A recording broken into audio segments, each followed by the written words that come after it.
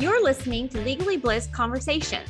This podcast reclaims and rewrites the stories female attorneys have been told about how we should practice law, grow our businesses, treat our clients, treat ourselves, and craft our identities as female attorneys.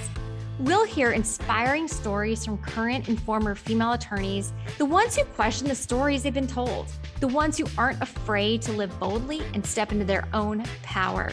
We'll learn from women who define success on their terms. Through lighthearted and curious conversation, we'll unpack the challenges these inspiring female attorneys have already navigated. So join me on this journey. You'll be empowered and ready to rewrite a completely new story about what is possible for you. Welcome everyone to Legally Blissed Conversations. I would like to welcome Miss Lynda Hinkle. She's a bar certified attorney in the state of New Jersey. She holds a JD from Rutgers School of Law at Camden, a master's in English from Rutgers University, and a master's in teaching from Rowan University. She works as a teacher, an adjunct professor, and an entrepreneur. She founded Working to Halt Online Abuse and served as its first president, acted as a district representative for New Jersey Congressman Rob Andrews, and was editor-in-chief of MP Journal, an international peer-reviewed feminist academic journal. She's also written a book, Breaking Up: Finding and Working with a New Jersey Divorce Attorney. Lynda has served on multiple boards and participated in many volunteer and pro bono activities, including a significant amount of lobbying for domestic violence and human trafficking causes, and often consults with legislatures about pending litigation in family law domestic violence matters. So welcome again, and thank you so much for hanging out with me today. Thank you so much for having me. So tell me, Lynda, why did you decide to go to law school? So it was a complete accident. It was not my intention whatsoever. I actually went to law school later in life. I was interested in a career in academics. I was completing my master's in English, and I was looking to go for a PhD program in English, but I was recruited by Rutgers Law. And I felt like that was a sign. And it did turn out to be sort of the direction that my life was supposed to go. And I'm so glad that I listened to that inner voice. That's amazing. Do you often listen to your inner voice? Always. Sometimes it leads me down weird paths, but it's always interesting. Right. That's actually a really good perspective that, maybe our inner voice isn't necessarily wrong, but maybe it just leads us down interesting paths. And I think sometimes it's trying to entertain itself. That's it. Yeah, I love that. Where else do you use your inner voice? Like with respect to practicing law and as you go through life?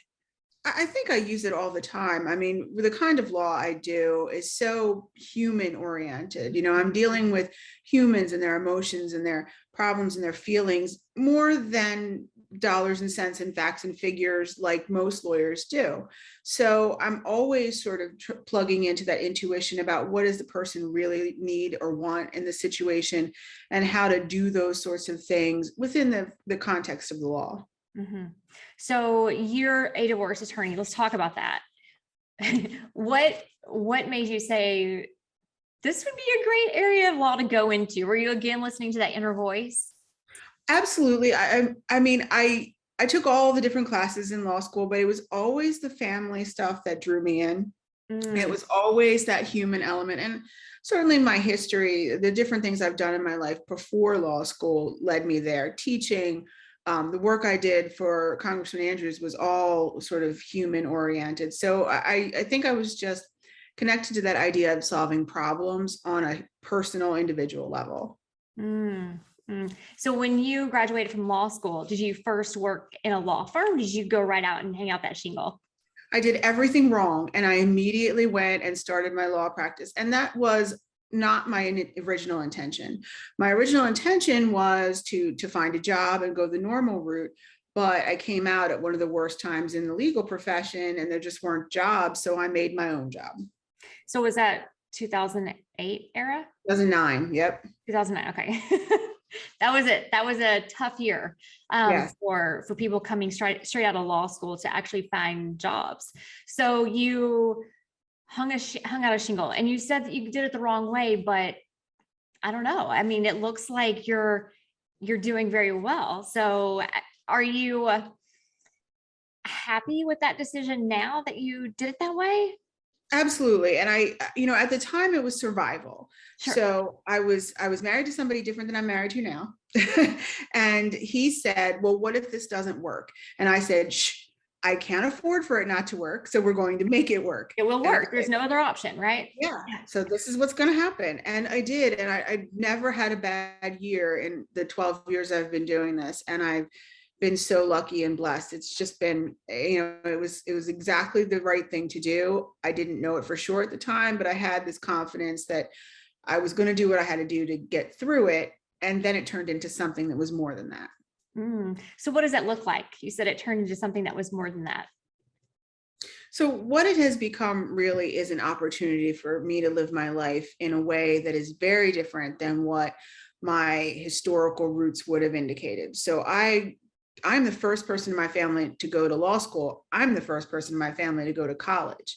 And my parents were the first in their line to get through high school.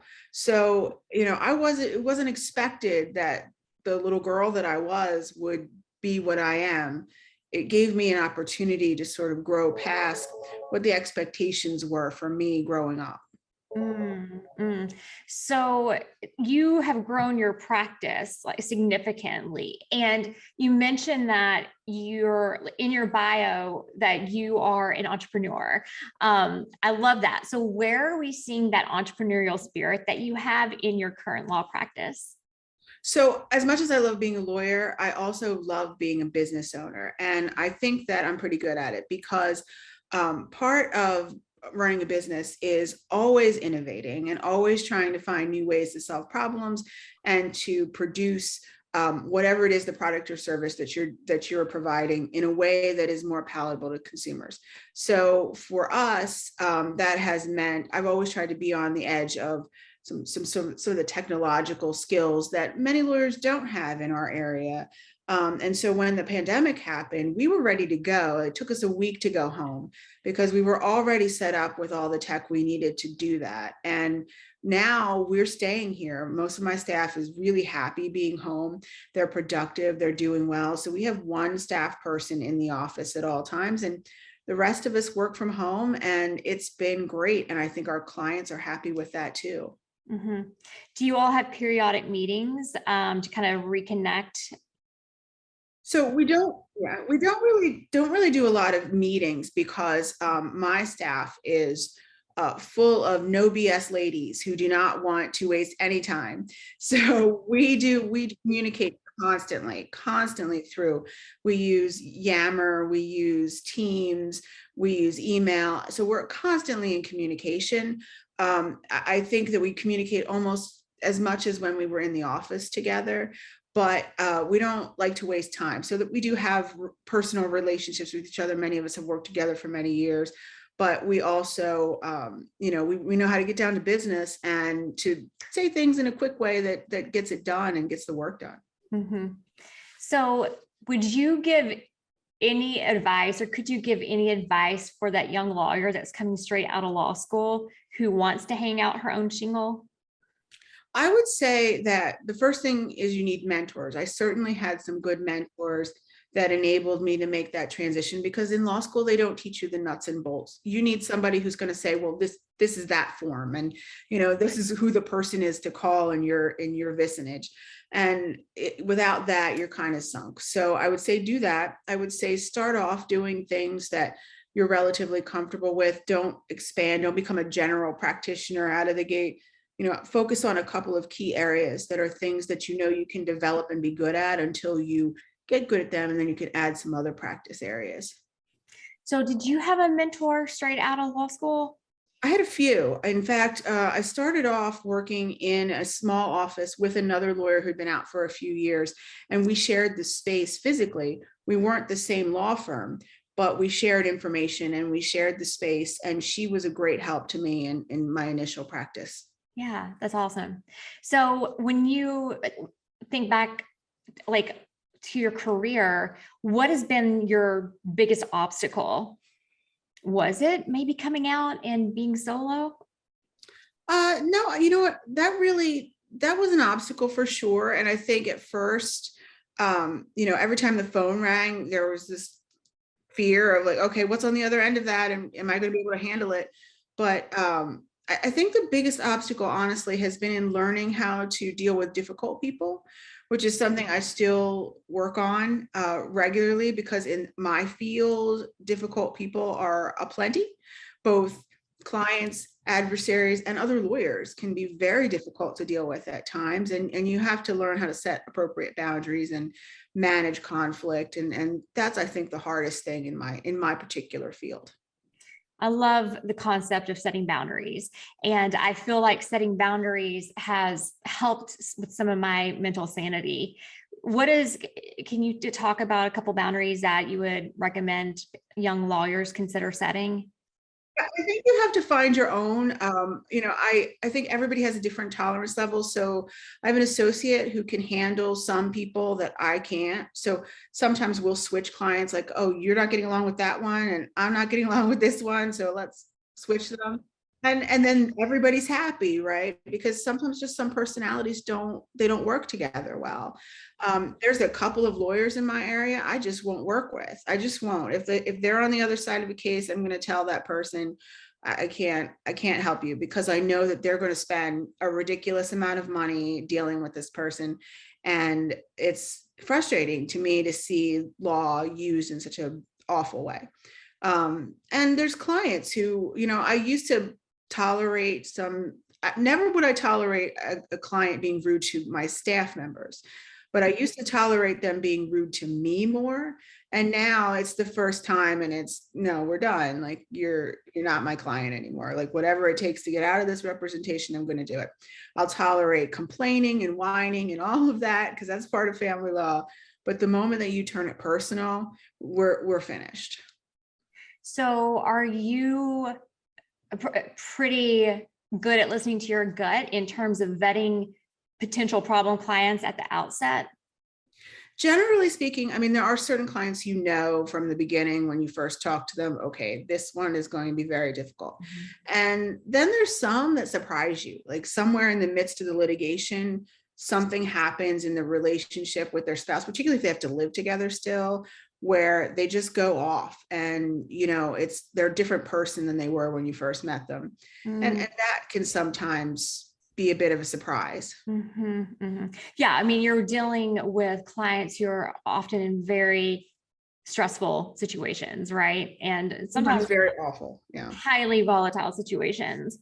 Who has inspired you the most over your career? So I always say that I've done a lot of work with domestic violence victims, and some of the people who have risen out of those situations, despite amazing obstacles, physical threats, financial loss, and yet they've taken responsibility for what they can and made the best of their situation and gotten out of really awful spots, whatever the sacrifice for themselves and sometimes for their children. And they inspire me, because that's a level of strength that most people don't even know they have until they're forced to have it. Mm-hmm. Yeah, I'm sure you see that quite often. Absolutely. Unfortunately. So I want to ask you about your book, Breaking Up, Finding and Working with a New Jersey Divorce Attorney. So what prompted this? So really, my original idea in doing that was that there's certain questions that everybody has when they come into your office, and I give them a free 30-minute consultation, but that's not enough time to answer all of their questions. So it addresses the process. It addresses some things to look for. It addresses some of the mistakes that people make in hiring an attorney, such as hiring some of those bill churning attorneys I talked about earlier. So, I thought it would provide both potential clients for myself and also just the general public with an opportunity to really think through what they're doing when they decide to hire an attorney. Mm-hmm. Are there any future books in the works by you? I always think about doing it. I've thought a lot about doing one about domestic violence, but I feel like I have to give that some more time to churn in my brain, and that I would need some other people to sign on to it, because I would want it to come from also a psychiatric perspective too. So maybe a psychologist or someone like that who could provide a different perspective in addition to the legal one. I have a feeling that when it's time to write that book, you're going to have a sign. You're going to be hyper aware of that. You're going to know when it's time to write it. That sounds about right. Yes. So when you think about success and your career, what does that look like to you? How would you define it? So it's funny because my father used to say that success meant that if your refrigerator breaks, you can go out and buy another one and not have to worry about it. So, practical man, I like that. So I always think about that, whenever I start to question, well, where am I in my life? Well, if I had to go buy a refrigerator, could I do it? I could buy two, no problem. I'm doing fine. So, so for me, success is really just having what you need on the financial end, having what you need on the emotional end, and having something that you're doing in your life that gives you purpose and gives you a reason to get up in the morning, besides the fact that you need coffee. I've had those mornings where I'm like, just get me the coffee. What would you love to see evolve or change in the practice of law? And you can answer that in general if you want to, or specifically with respect to your practice area. I think that both answers would be super enlightening from you. So there's two things that I think about all the time. And the first is that I think we're not kind to lawyers as a society. And in my particular jurisdiction and practice area, family lawyers are on the hook if there's a trial scheduled, whether your client is missing, whether your client is attacking you emotionally, not paying you. And I think that a change in the law that allows us to get out of those situations is more than appropriate at this juncture in understanding how the world works. So that's the first thing. And the second thing is the way that children are handled in the courts. Children's desires and wishes are generally not considered in custody matters until they're over 16. And even then, very often not. And, not every child wants to have an input into that, but I think most children would feel better about how things went if they had an opportunity to say to a judge, "Oh, this is how I feel." Even if it doesn't go their way, they feel like pawns in the process. They feel like decisions are being made about their future. A 10-year-old knows what's going on. And, they want to know, they want to be able to say, "Hey, I love mommy and daddy. I want to be with both of them," or whatever it is that they want to say. And often their voices are very silenced in this process. Yeah, it would be amazing to give them an opportunity to be able to express that in a safe space where they know that it's completely safe, where they know that they're not going to upset mommy or they're going to upset daddy. And I think that we as a society, I think that people use children way too much as pawns in these types of proceedings. I've seen this multiple times. But we tend to underestimate the intelligence of so many children, and they are so aware. They're so smart. Yes. Kids are smart. They know what is going on. Right. And especially in domestic violence cases, yeah, sometimes, we don't automatically sever parenting rights when there's been violence in the home.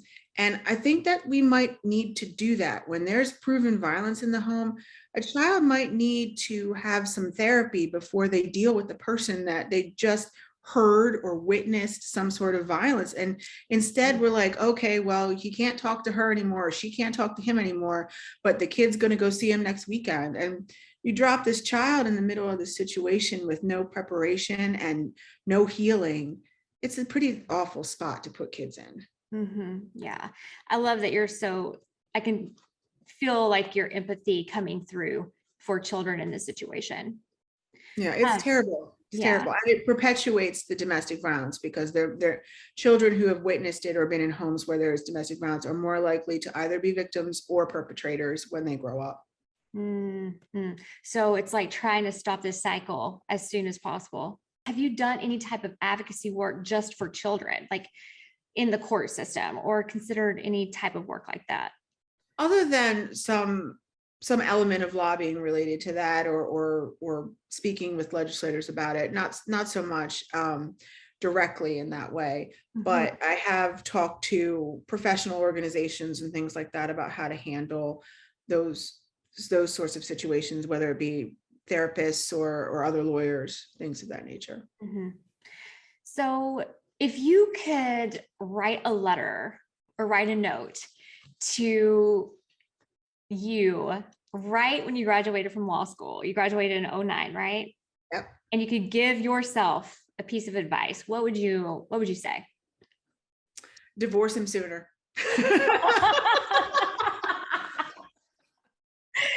Okay, so that's interesting because it's such a, like, it's kind of a personal issue going on there, right? It's not necessarily a professional piece of advice, but at the same time, like, it's like we have to become more in tune with our inner voice, right? Like, I think that women, we like, especially lawyers, like, we're fighting that logic, like the kind of that left side of our brain, and then we have this other side where our gut is saying something's not right here, right? And it's okay to listen to that. It is okay to lean into it, right? And really utilize it to the extent that we can. So, and maybe that was a situation where, you're thinking back, like, maybe I should have been listening to my inner voice. Now, if I'm trading on something too personal, please tell me.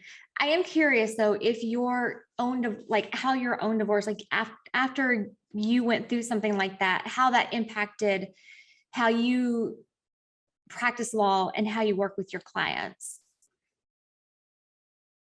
Let's take a quick pause for a message from my sponsor, Prominent Practice. Are you thinking about a career transition from big law or partnership to a solo practice, selling your practice, or maybe you're launching a project unrelated to law? Whatever the reason for your transition, you'll need support along the way. Enter Prominent Practice, an executive consulting and marketing firm specializing in branding, positioning, and reputation management for transitioning attorneys. Founded by a female entrepreneur who spent a decade building smart digital platforms for thought leaders before pivoting to focus on high-end service providers who were preparing for successions, mergers, and acquisition events in their businesses.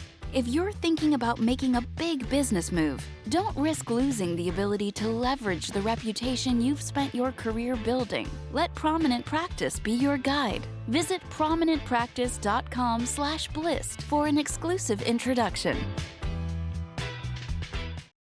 So I think my situation was somewhat unique. So it doesn't necessarily impact that directly, other than the fact that I sort of understand the frustrations of dealing with people. But I was able to very quickly work out a resolution with my ex. Like, we didn't have big issues that we couldn't work out. So we did it in an uncontested way. And that part was easy. I would say that what I take from that is that sometimes you have to, and I tell my clients this all the time, sometimes it's better to not fight and instead be strategic about how you're approaching ending this marriage. So I looked at it as a business. Here's the things that we have to separate and how we have to, you have to go on with your life in this way, and I have to make sure that both of us have what we need, because that way we're not fighting.